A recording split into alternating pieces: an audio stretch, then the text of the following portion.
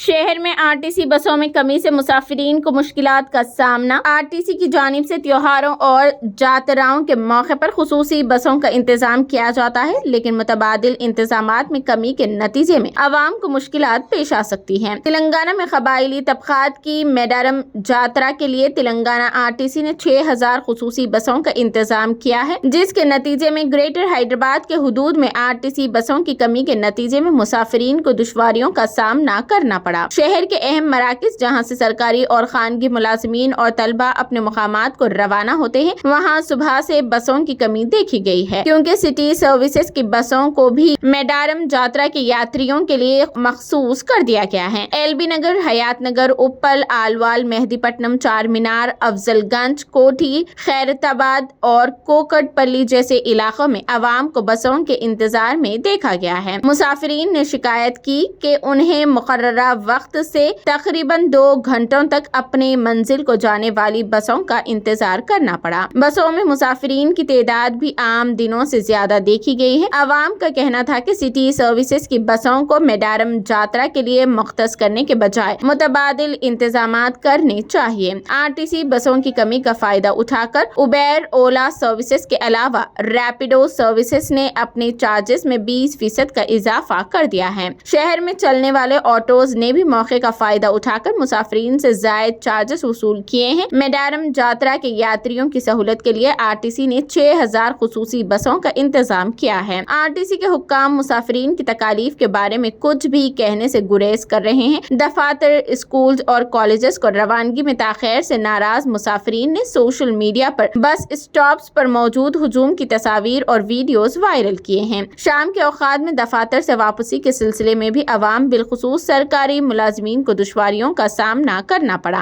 हुकूमत की जानिब से कम अज कम आइंदा 2 दिनों में मुतबादिल इंतजामात की तवक्को की जा रही है।